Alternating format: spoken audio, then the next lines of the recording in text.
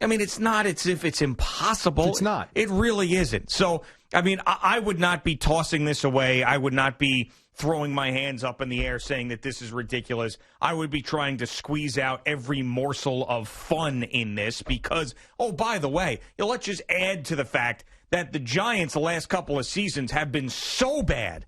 I mean, their season has been over by week 8. So now you have a shot. You can't poo-poo it. Now, the problem, though, is that the Giants are on a losing streak. So if you had gotten into the postseason, and if they win their last game against Dallas, which they're going to have to do to be able to make it into the postseason, then you'll be on a little bit of a high note. But it's not as if the Giants are on this run. Daniel Jones is looking great. The fighting Joe Judges are here to stay. It's not like that at all. Now, they got smacked around yesterday.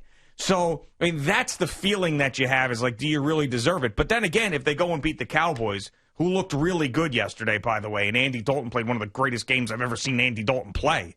But if they beat the Cowboys next week, then you're singing a different tune. But, I mean, I think the reason that some of the Giant fans, and a lot of them that I have seen after that game yesterday, knowing that they still have a chance to win the division and go to the playoffs, aren't excited about it, is because they were on the field yesterday with a team that's been up and down in the Ravens but is hitting their stride again, and they got their asses kicked. I mean, they were never really in the game. It was 27-6 in the start of the fourth quarter. I know that the Giants made a little bit of a comeback, but it didn't matter. So, I mean, yesterday was not a good indication that the Giants are anywhere near beating a good team. No, I felt like, as Chris and I were discussing the last hour, I felt like the Giants have clearly taken a couple of steps back the last few weeks, and whether it's because they played Daniel Jones when he really wasn't ready or shouldn't have played a couple of weeks ago, whether it was yesterday, that game, as I said to Chris, the first series, the Ravens go down and score.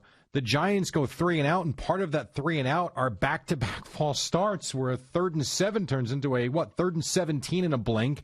Ravens go down and score again. Giants get the ball. They're 5-and-out when you got a receiver that can't catch a first down. An easy, for what should be an easy catch for a professional receiver, right in his chest. And you felt like at that point, it was over.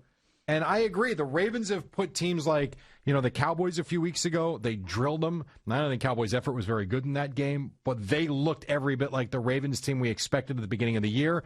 And what we saw yesterday from Baltimore showed me they're just on a different level. But it's still in front of you. So go out and get it done on Sunday.